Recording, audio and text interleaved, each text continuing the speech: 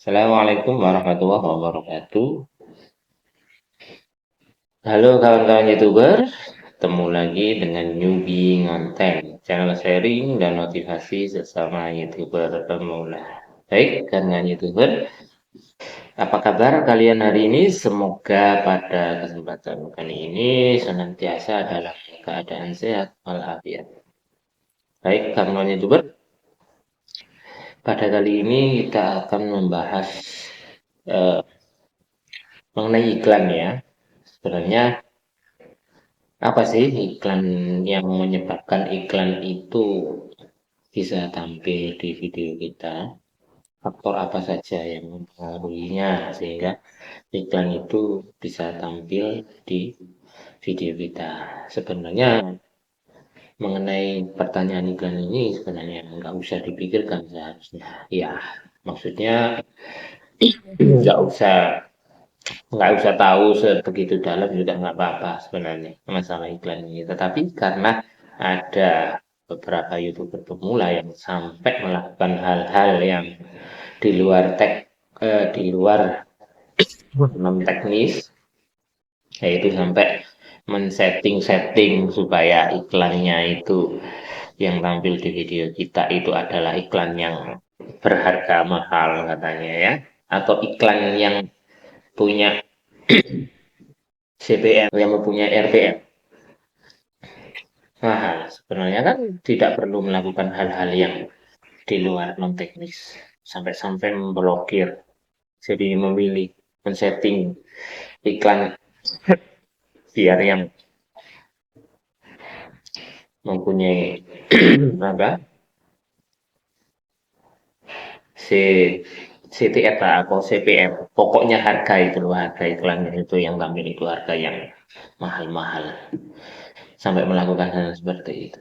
Ya, bagaimana lagi itu adalah hal non teknis yang memang patut untuk dicoba, patut untuk dilakukan, patut untuk dicoba. Tetapi kan tidak harus sejauh itu, Pak. Cara untuk mendapatkan hasil dari iklan kemudian melakukan hal-hal yang menjadikan blunder bagi channel kita sendiri. Kenapa bisa dikatakan blunder? Ya, ketika kita melakukan setting dengan cara memblokir iklan-iklan yang berharga agar tidak tampil di video kita, kemudian dipilih atau cuma dipilih-pilih iklan yang nantinya diharapkan oleh kita supaya tampil itu adalah iklan mahal-mahal.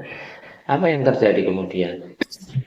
Yang kita lawan itu adalah sistem YouTube Bro. Jadi ya, kalau sang advisor, sang pengiklan itu membayar membayar pro iklannya, memasang iklan dengan membayar kepada YouTube supaya tujuannya adalah iklannya itu dipajang oleh YouTube di semua video yang tentunya berkaitan. Tentunya video itu dipasangi atau iklan itu cocok nggak untuk video-video yang ada di YouTube. Dan itu memang dipilihkan oleh sistem dan itu semuanya sudah diatur oleh sistem. Jadi kawan-kawan jangan sampai lagi kalau ingin mendapatkan penghasilan dari iklan kemudian melakukan hal-hal non teknis yang menjadi blunder bagi diri kita sendiri. Yaitu tadi dengan menghapus, memilih iklan-iklan yang berharga mahal, kemudian memblokir atau menghapus, menonaktifkan iklan-iklan yang berharga murah.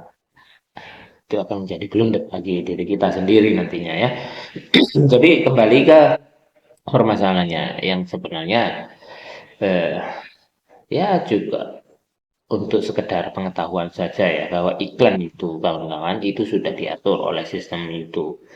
Jadi iklan dan tentunya ada faktor yang lain bahwa YouTube itu juga eh, meminta saran kemudian meminta masukan melalui survei iklan ketika Di apa? Di awal video biasanya muncul ada pertanyaan iklan yang cocok untuk video ini apa saja. Kemudian ada pilihannya di situ kan. Nah, itu adalah termasuk eh, timbal balik bahwa YouTube juga membutuhkan saran atau survei masukan dari penonton. Kira-kira iklan ini yang cocok untuk video yang sedang kita tonton itu apa. Kalau kita lewati berarti nanti YouTube akan memberikan iklan yang pas bagi video tertentu. Kemudian apalagi bahwa jenis atau model iklan apa saja yang muncul ketika kita menonton video itu juga faktornya adalah HP yang digunakan atau HP kita yang kita gunakan untuk menonton video itu ada aktivitasnya selama ini digunakan untuk apa? Karena ini benar-benar terjadi ketika saya eh, menemukan bahwa ketika HP anak saya yang sering digunakan untuk membuka atau bermain game setiap hari ya kalau buka HP ya pasti memainkan game, permainan permainan anak-anak, permainan apa? Game-game anak. Nah, itu ketika tidak digunakan, kemudian saya gunakan untuk menonton beberapa video, ya tentunya video tutorial, termasuk video saya sendiri, katakan nama kolaborasikan dengan channel-channel besar. Ternyata kebanyakan apa iklan yang muncul di situ adalah iklan yang berhubungan dengan game. Jadi iklan yang persis yang dimainkan oleh anak saya itu adalah tentang game dan gamenya itu juga meskipun eh, beda beda nama, tetapi jenis gamenya itu sama, yaitu tentang apa balapan balapan bola kemudian dibuat untuk menyelusuri jalan di atas itu seperti jalan raya itu. Nah itu iklannya muncul seperti itu juga. Nah ini bukti ya, bahwa faktor yang menentukan jenis iklannya ya, itu adalah aktivitas HP kita. Ya termasuk tentunya HP bisa beraktivitas online tentunya kan menggunakan Gmail ya. Dan disitulah kalian gunakan itu. Kalau misalnya hari-harinya kalian gunakan untuk menonton atau mencari searching tentang mobil-mobil klasik atau mobil-mobil baru, pokoknya tentang otomotif, ya tentunya kemungkinan besar itu iklan yang muncul adalah tentang otomotif. Kalau menggunakan HP, ya tadi, ya di benar-benar digunakan untuk searching otomotif. Nah, kalau HP kalian sering membuka toko online ya yang muncul tentunya adalah tentang toko online Shopee, Lazada ataupun Tokopedia, Blibli dan yang lainnya tentunya. Meskipun yang sering kalian buka adalah Shopee ya. Tapi toko-toko yang lain juga akan pasti ikutan muncul karena masih ada hubungannya dengan toko online dan itu. Kemudian berikutnya adalah kalian pernah menginstal aplikasi, kemudian meskipun hanya sebentar digunakan, tetapi dihapus lagi. Ya, itu kemungkinan bisa. Tapi sedikit.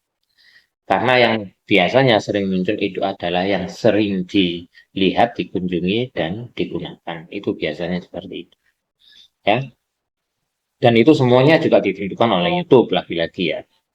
Kadang-kadang tergantung videonya juga meskipun kita misalnya sering membuka brand HP ya HP model-model baru sering pokoknya setiap hari digunakan belum tentu juga nanti muncul di video itu tentunya video yang kita tonton itu tentang apa saja juga berpengaruh bahwa YouTube itu pantas enggak gitu, apa misalnya video video tersebut ditampilkan iklan tentang elektronik. Ada kalanya seperti itu. Pokoknya semuanya diatur oleh sistem ya, dan tentunya faktor faktor eksternal apa yang ada pada penonton device-nya. Dan itu menjadi sekedar pengetahuan saja atau pembelajaran bagi kita semuanya bahwa iklan itu sudah biarkan saja sistem yang mengurus. Pokoknya kita terus berkarya yang original yang nantinya karya kita itu senang untuk ditampilkan pengiklan, senang dengan video kita sehingga banyak iklan yang ditampilkan pada video kita tentunya dan ditonton dengan full durasi sehingga tidak sia-sia iklan yang muncul pada video kita itu semuanya tertonton dan mendapatkan hasil meskipun sedikit tentunya ya karena orang Indonesia yang menonton bukan orang luar negeri. Beda lagi kalau orang luar negeri yang menonton pastinya CPM-nya lebih besar. Oke, sampai di sini dulu apa yang saya sampaikan. Semoga ada manfaatnya. Sehat selalu untuk Anda dan keluarga. Wallahul muwaffiq ila aqwamit thoriq. Assalamualaikum warahmatullahi wabarakatuh. Oke.